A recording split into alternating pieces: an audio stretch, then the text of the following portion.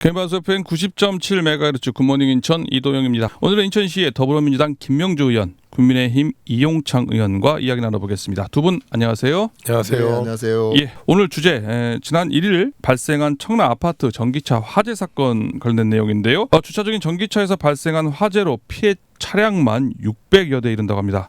피해 세대만 약 477세대, 77세대인데요.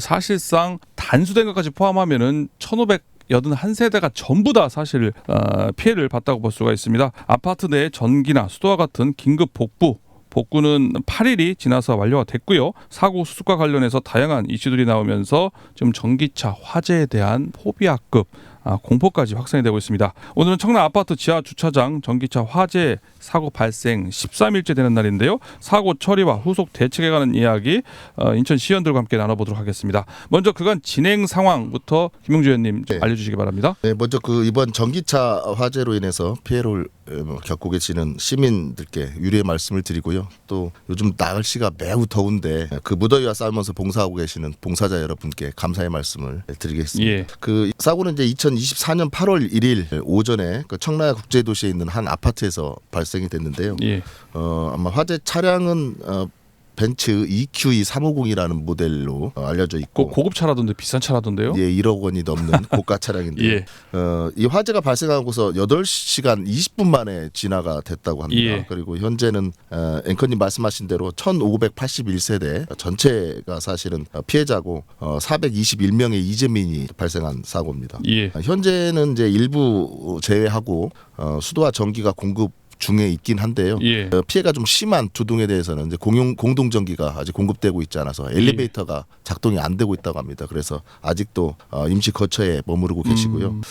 그리고 그게 전기 수도가 다 공급이 돼도 그 끓음이라든지 이런 예. 냄새 부분들을 좀 제거해야 되는 좀 절차가 좀 남아 있어서 아직도 무더위에 많은 피해자분들께서 고통을 겪고 계시는 상황입니다. 예, 의원님이 지금 행안위 소속이시잖아요. 행안위 의원들이 그 현장에 직접 가서 살펴봤다고 했는데요. 어땠습니까? 처참하죠. 네, 처참하고 예. 과연 이게 복구가 될 수 있을지, 그리고 그 냄새를 어떻게 제거해야 될지, 그리고 이 무더위에 또 빨리 피해 주민들을 다시 집으로 돌아가게 해드려야 예. 될 텐데 어떻게 해야 될지, 그리고 앞으로 그 건물에 대한 안전은 문제가 없는지 여러 가지 생각이 좀 들었습니다. 예, 이용창 의원님, 네. 이게 지금 이렇게까지 피해가 큰 이유 왜 그렇다고 보십니까? 지금 원인 조사를 하고 있는 중인데 예. 그 중에 하나가 지금 언론에서 나왔던 게 이제 스프링클러가 화재가 발생하자마자 작동이 됐었어야 되는데 제대로 작동이 안 됐고 그게 뭐 오작동인지 아니면 고의로 그걸 잠궈놨는지에 대한 것도 지금 조사 중인 걸로 알고 있습니다. 예. 그래서 더 지금 확산이 됐고 또 밀폐된 공간이고 차량이 따다다닥 붙어 있다 보니까 더 급속도로 확대된 걸로 지금 추정하고 있습니다. 예, 사실 그게 스프링클러라든지 이런 게 평상시 오작동이 많았대요. 그러니까는 민원이 많으니까 이거 왜 아무 일도 없는데 왜 또 배를 울리고 또 되느냐 해가지고 그때마다 이렇게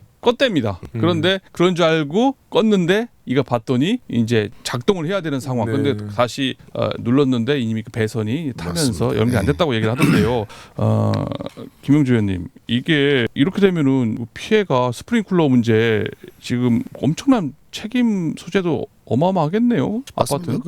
앵커님 방금 말씀하셨듯이 처음에 이제 알람이 울렸죠. 화재 갔는데 예. 평소에도 오작동이 많았기 때문에 그 관리사무소 직원이 껐다고 그래요. 예. 제가 사실 첫 사회생활을 한 데가 관리실이었었거든요. 그래서 그래요? 그 시스템을 좀 아는데 오작동이 좀 여러 설비들이 좀 있는 편이긴 한데 검단 신도시의 주차장 붕괴 아파트 아시죠? 그 얼마 전에 며칠 전에 이제 순살 뉴스가 아파트. 보도가 나왔었는데 결국은 유착에 의해서 그런 자재들을 빼먹고 또 설계에서도 오류가 있고 그런 상황 아니겠습니까? 예. 마찬가지로 제일 중요한 설비거든요. 안전에 대한. 예. 그런데 그런 설비에 대해서 이런 완전성이 굉장히 떨어졌다는 얘기죠. 예. 그래서 우리나라 건설업계 전체에 사실은 좀 주목을 할 필요가 있다고 봅니다. 그래서 이 안전에 대한 부분은 정말 제대로 된 제품을 또 완벽하게 시스템을 구축을 해야 된다는 생각이고요.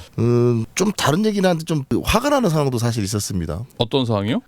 이 와중에 이제 벤츠 영업사원이 또 전기차 화재 지원 프로모션 전단지 가지고 또 홍보하고 다녔다는 또 얘기가 있고요. 또 또 일부 또 주민들께서는 왜 세금으로 이걸 보상을 해줘야 되느냐. 예. 개인 사유재산에 관한 것이니까 네. 개인들이 알아서 해결하게 해야 된다. 좀 이런 여론도 있고 예. 합니다. 포털에서 많이 논란이 됐던 기사와 아마 댓글 관한 내용까지 소개를 해주셨는데요. 이용창님, 네. 지금 그 지역을 특별 재난 지역으로 해달라라고 네. 여야 정치권에서 요청을 네. 하지 않았었습니까? 네, 네. 근데 정부에서는 야, 이거 특별 재난 지역으로 선포할 정도까지는 아니다. 네. 이거는 뭐 알아서 해결할 수 있는 재난 정도 된다라고 하면서 정부에서는 좀 부정적 입장을 가지고 있지 않습니까?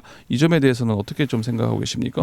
정부가 그냥 이게 감정적으로 예. 그냥 눈으로 본 그냥 상태적으로만 한 게 아니라 기준에 의해서 지금 저는 발표하고 이렇게 하는 걸로 예. 알고 있습니다. 그럼 정부의 그 기준이 부합하다 안 하다는 거는 아마 입장의 차이에서 느끼는 게 다 다를 겁니다. 피해 주민들의 예. 입장에서 체감하는 게 다를 수 있는 거고 인천시의 입장 또 제3자 입장에 다를 수 있는데 그렇기 때문에 기준이 있어야 되는 거고 정부의 기준에 있어서는 제가 그건 존중을 합니다. 근데 근본적으로 좀 저는 뭐 여야를 막론하고 좀 안타까운 거는 예. 뭐 재난안전 선포해달라고 하는 거 먼저 그 전에 이게 빨리 그 대책 이 원상복구 되는 게 가장 예. 궁극적으로는 우선인 거고 그러고 나서 그 피해를 입는 기간 동안 주민들이 불편한 게 없는지 그거에 대한 지원이 제대로 되고 있는지 근데 그래도 빨리 좀 수습이 되고 좀 봉사자들도 많이 투입이 되고 지원이 돼서 예. 의식주 관련된 부분에 있어서는 집에서 편안하게 정상적으로 생활하시는 것보다는 당연히 불편하시겠지만 예. 그래도 순발력 있게 지금 진행이 되고 있는데 이 화두를 재난안 지역으로 선포하냐 마냐를 여야에서 끌고 갈 게 아니라 주민들이 나와 계신 동안 예. 편안하게 있고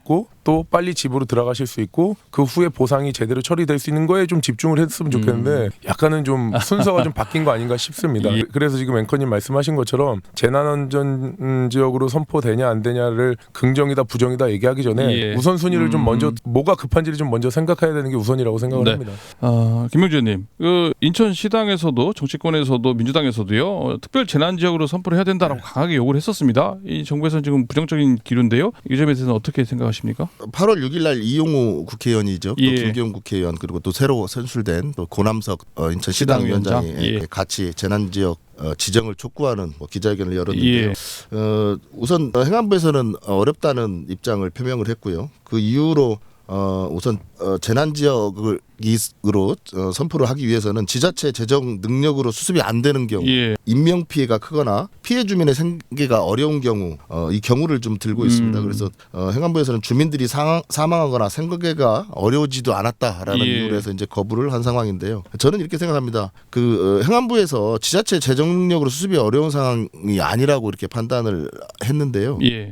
제가 생각하기에는 그렇지 않습니다. 왜냐하면 단순하게 이 지금 차만 탄 게 아니거든요. 그 건물의 일부에 변형이 있을 수도 있는 것이고요. 안전 문제가 생길 수 있다는 거죠? 온도가 1,500도까지 올라갔다고 예. 하는 거거든요. 그러면 수도 설비나 전기 설비는 이미 다 타버렸고 분명히 건물에 균열이 있을 수 있다. 그래서 안전에 위협이 있을 수 있기 때문에 예. 안전 진단을 빠르게 해야 된다고 생각하고요. 또 그에 대한 피해 보상이 금방 이루어지지가 않습니다. 빨리 원상복구를 해서 안전하게 건물을 보완할 것들이 있으면 보완을 하고 주민들이 입주를 하게끔 만들어줘야 되는 거거든요. 그런 부분에서 정부에서 지원을 해주지 않으면 이걸 당장 어떻게 원상복구를 할 수가 있냐는 거죠. 그래서 이거는 좀 국가의 지원이 필요하다. 저는 이렇게 생각합니다. 이거는 특별 재난 지역으로 국가 선포를 했어야 되는 건데 지정을 안 했다. 뭐 그런 비판적인 시각이시네요. 그렇습니다. 어쨌든 그 행안부에서 이유로 들었던 그런 부분에서 저는 뭐 충분히 재난 지역으로 선포를 할 수 있을 만한 저는 이유가 있다고 봅니다. 예. 그러니까는 뭐 단순한 아파트 차량의 단수 이런 피해자 문제가 아니라 이제 아파트 구조적인 문제, 안전과 직결돼 있을 수 있기 때문에 이거는 행안부에서 특별 재난 지역으로 선포해서 뭐 안전 진단이라든지 이런 거에 있어서는 지원을 해줬어야 된다라는 얘기까지 들어봤고요. 대책에 관한 이야기는 4부에서 마저 이야기 나눠보도록 하겠습니다.